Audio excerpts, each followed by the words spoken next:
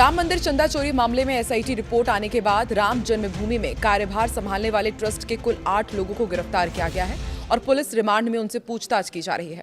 Police की पूछताछ में अब धीरे धीरे चंदा चोरी की सारी परतें खुलती जा रही हैं।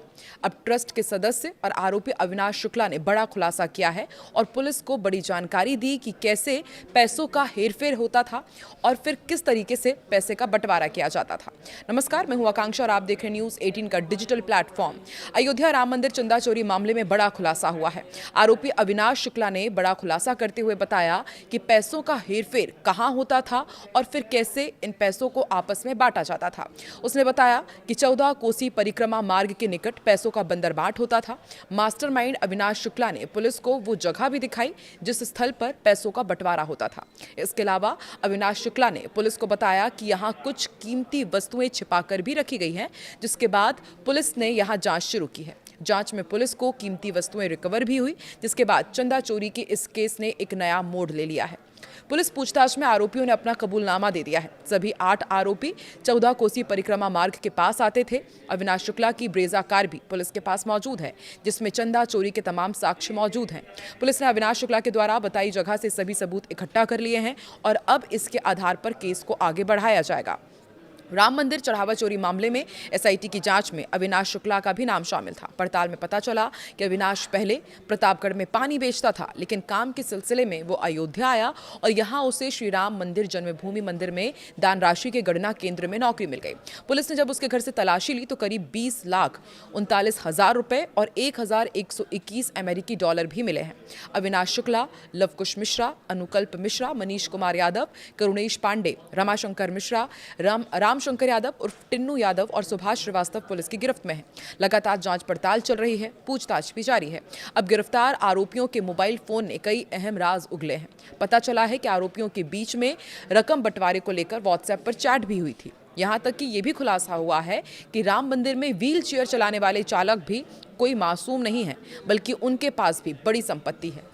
इन लोगों के पास कार से लेकर जमीन है और सूत्रों के अनुसार राम मंदिर के आरोपियों के मोबाइल चैट से पता चला कि राम मंदिर परिसर में राम मंदिर ट्रस्ट के महासचिव चंपत राय, डॉक्टर अनिल मिश्रा और गोपाल राव का ही प्रबंध था। मंदिर व्यवस्थाओं का चंपत राय, अनिल मिश्रा और गोपाल राय संचालित करते थे। साथ ही बैंक में पैसा डॉक्टर अनिल मिश्रा की देखरेख में जमा होता था। सबसे बड़ी जिम्मेदारी टिन्नू यादव के पास थी। उसके पास सोने और चांदी की ज्वेलरी को रखने की जिम्मेदारी थी। इसके अलावा सूत्रों के हवाले से ये भी जानकारी मिली है कि राम मंदिर में व्हील चेयर चलाने वाले जो चालक हैं, उनके पास भारी संपत्ति है। इन ड्राइवर्स के पास 4 व्हीलर्स हैं। साथ ही इन लोगों ने जमीन भी खरीदी है। अब एसआईटी की जांच की सुई इन लोगों की ओर भी घूम गई है। व्हील चेयर चलाने वाले चालकों की भी जांच होगी। स्पेशल इन्वेस्टिगेशन टीम लगातार गहन जांच कर रही है। सूत्रों की माने तो करीब 7 से 8 घंटे तक राम जन्मभूमि परिसर में पूछताछ हुई। बताया जा रहा है कि अब एसआईटी की जांच का फोकस राम मंदिर ट्रस्ट द्वारा की गई करोड़ों की जमीन खरीद फरोख्त यानी कि लैंड डील्स पर है। कहा जा रहा है कि ट्रस्ट ने जमीनों को महंगे दाम पर खरीदा।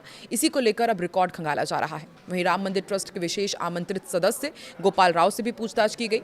वहीं आरएसएस शुक्रवार को उनके तरफ से पहली प्रतिक्रिया सामने आई। संघ के सरकार्यवाह दत्तात्रेय होसबोले ने कहा है कि इस घटना से हम सभी आहत हैं, दुर्भाग्यपूर्ण है। इससे करोड़ों राम भक्तों की आस्था पर चोट पहुंची है। राज्य सरकार की ओर से एसआईटी की गठन की गई है और जांच में पाए गए सभी दोषियों को कड़ी सजा मिलेगी। इसके साथ ही उन्होंने सभी राम भक्तों को आश्वस्त किया और कहा कि राम मंदिर दान में सभी कमियों को दूर किया जाएगा। उन्होंने अपने बयान में ये भी कहा कि श्री राम जन्मभूमि पर निर्मित भव्य मंदिर पीढ़ियों के संघर्ष और करोड़ों राम भक्तों के समर्पण, त्याग एवं बलिदान के कारण संपूर्ण हिंदू समाज के लिए श्रद्धा, आस्था और भक्ति का केंद्र है। यहाँ से चोरी करोड़ों राम भक्तों की आस्था को झकझोर कर देने वाला है। होसबोले ने आगे कहा कि अयोध्या में श्री राम लला मंदिर में रखे हुए दान पात्रों में जमा राशि की चोरी की दुर्भाग्यपूर्ण घटना से समूचे समाज और राम भक्तों की भावना एवं श्रद्धा को आघात पहुंचा है। इस घटना से सभी आहत हैं।